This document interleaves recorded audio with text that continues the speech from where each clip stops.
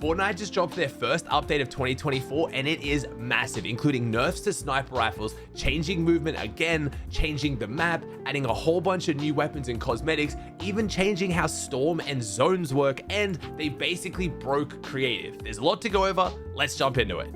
Let's kick off with the sniper changes because snipers have been a huge factor of this season. Whether you love them or hate them, they have been incredibly strong and a lot of people are expecting a nerf, especially for competitive Fortnite. We have FNCS starting in a few days and people's tournaments could just be ended from 300 meters away with a headshot snipe. So what did they actually change? So the major changes are they have decreased the velocity of the bullets and massively increased bullet drops. What that means is your bullet travels slower and now it drops off further. So that means it's much harder to hit range shots now. Before, you could pretty much just snipe almost directly where someone was at like 200 meters and you would hit, or at least, at 100 meters you could shoot directly at them. Now it is going to be much harder to hit your snipes. Also, they have decreased the spawn rate of the snipers. There's less of them in the vaults now and they shoot slower. They basically nerfed every aspect of the sniper rifle except for the damage itself, which honestly I think is good. I love sniper rifles, but I think if you have them in the game, they have to one-shot headshot, but it needs to be skillful. It needs to be hard to hit that one-shot headshot because that has such a big impact on the game. And that is what they've now done. With the bullet drop, it's going to take way more skill to line up your shot, to have to preempt where the player is going to be. And if you have good movement running around the map now, it's going to be much harder for you to get headshot sniped. Let's talk about the movement because this has been a big topic of Chapter 5. At the start of Chapter 5, most people absolutely hated the movement. It's been updated a few times and honestly, I feel like it landed in a pretty good spot and most people really enjoyed it. Well, Fortnite's changed it again. Not only that, they've also changed the storm circle and energy regeneration. So they said storm circle, sprint speed, and energy regeneration have been reverted to match the same speed from Chapter 4. These reverted speeds better fit the current ideal pace of Fortnite BR. So now the storm circle is running a little bit slower, energy regeneration is taking longer, but the main difference here is the sprint speed because we haven't gone back to Chapter 4 movement. We still have all the existing movement, but they've reduced the sprint speed. So it looks like sprinting is now about 20% slower. So you still have all the same movement of Chapter 5, whether you love it or hate it, but one of the main, in my opinion, benefits of the Chapter 5 movement was the sprint speed. You could kind of start sprinting, turn, quick burn, you could move around. It was really fun, especially for no builds players, because obviously when you get stuck in the open, if you've got really bad, janky, slow movement, you're pretty much done for. But the serpentining action and being able to move around and snake around with the sprinting was quite nice. They have now nerfed that decently heavily. So it looks like we still have the Chapter 5 movement that we've now gotten after the 3 updates we had before this, but then all they've reverted is the sprint speed. So you're now going to be slightly slower when sprinting.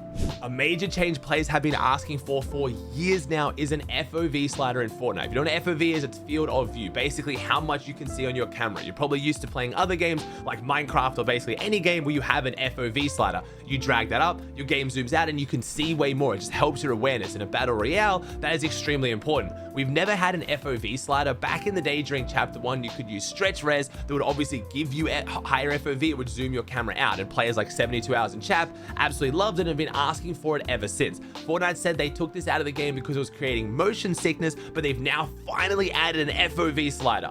Kind of. It's only for sprinting, sadly. So I would suggest you go into your settings and find this and dial it up to max because you want to see more while you're sprinting. But unfortunately, they haven't added it for the regular game, which is most of the time that you want it. You're not really going to be sprinting that much in fights. In the middle of a fight, you'd rather be able to see it when you're, I don't know, using your guns or holding your weapons out or doing anything but sprinting. But hey, it's a step in the right direction. Maybe they'll be adding it to the regular game because it shows just how easy it is to add an FOV slider. Please, Fortnite, I want to see my character's feet. That sounded weird. In a fight, I want to be able to see who's above me, who's below me, who's next to me. I need to be able to get more information. It's a battle royale. Please add a regular FOV slider. Fortnite have also made some major balance changes to other items that honestly really needed it. Kicking off with the Enforcer AR, it has received a slight increase in bullet speed, damage, and headshot damage, and a reduction in bullet drop, pretty much buffing every aspect of the Enforcer AR. Looks like they're really trying to bring this more in line with an option to carry instead of the sniper rifle. If you're now struggling to hit your sniper shots at range, run the Enforcer AR and you'll do obviously less damage. You can't one-shot headshot, but it will make it a lot better. And honestly, I like this change. It's gonna be interesting to see how this plays out in competitive. In ranked and pubs, most people aren't running the Enforcer AR. It just doesn't really have enough, benefits to it, where one of the main benefits of it was how hard it hit at range if you're going for Storm Surge in competitive. buffing it like this could actually make it a viable weapon to run as your main weapon in regular games. It's kind of getting it more in line with being an infantry rifle, but without it being hit scan, with it still having a bullet travel time like all the weapons this season. I don't know how many people are actually going to run it. The Hyper SMG also received a buff with an increase in overall accuracy via Titan bullet spread. So basically it's going to have less bullet spread, and that's going to help its damage at range as well. I think this is to try to combat how many people are running the burst SMG over the Hyper SMG, to try to bring it more in line so it has a bit more of that range damage. So overall, a good change. The ballistic shield has been nerfed. It now takes less damage before the player drops the shield and you're vulnerable to being shot. I think a lot of people are really happy about this, especially in no builds. The shield has just been really cheesy, and if you don't fully focus the player having it, you shoot them a few times, they can then just move away, regenerate, and pull their shield out again. I feel like this was a very needed change to an item that's been frustrating for a lot of players. Fortnite have added 3 new items, or 3 old items reworked a little bit. We now have the EMP stealth camo, we have the cardboard box, and we have the Enforc launcher. So the EMP stealth camo works kind of like the cloaking gauntlets we've seen in the past. You activate it, you go camouflage, you can't shoot, build, you can only move around. As soon as you switch weapons, you're uncamouflaged. Looks like it's gonna be a bit of fun, but again, all 3 of these items are only in pubs and ranked. They will not be in tournaments or competitive. The cardboard box is just like it used to be. You put on a cardboard box, you run around, you stand still, you hide in the cardboard box. Pretty self-explanatory, pretty funny, and it does actually block sniper shots. This could be quite a fun item to run in ranked or pubs if you're getting headshot sniped a lot. And then the Enforc launcher, obviously an RPG explosive item that targets vehicles to be able to do way more damage to vehicles. But again, none of these are in competitive. They look like they'll be a bit of fun in pubs and ranked though. As far as map changes, there isn't too much to talk about. The snow started melting now, as obviously we're getting away from the Christmas Winterfest update, but other than that, they didn't really add that much. So if you're expecting major map changes, unfortunately, this is not going to be the update for you.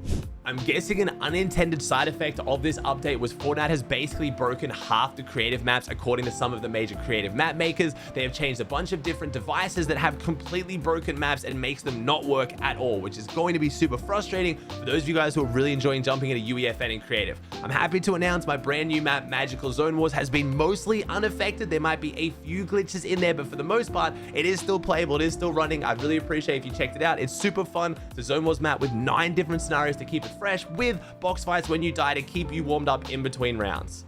Last but not least, and this is very exciting, Fortnite OG 2, or whatever they're going to be doing for Fortnite OG in 2024, which Fortnite did confirm they will be doing last year, has now got a separate game mode. So it looks like they are developing, and it's going to be a completely separate game mode. That means that potentially we could have a season where you can play regular Fortnite and OG Fortnite at the same time, or they're just making it a separate game mode and it won't do anything. It'll just be like regular Fortnite OG where you can only play that, but it's got a lot of people very excited. Obviously, with the success of Fortnite OG in 2023, a lot of people are asking whether Fortnite would actually bring that back and replicate it, and it looks like they are. I don't know if it'll bring the same level of hype that going back to OG Fortnite will, but I think at the end of a year of, regular seasons, going back for a bit of a nostalgia hit before jumping into something completely new felt really fun. And honestly, I would rather go back to early Chapter 2 than early Chapter 1. I think it's going to be a super fun season, but we'll have to see what they do with it. But they 100% are bringing back Fortnite OG in 2024.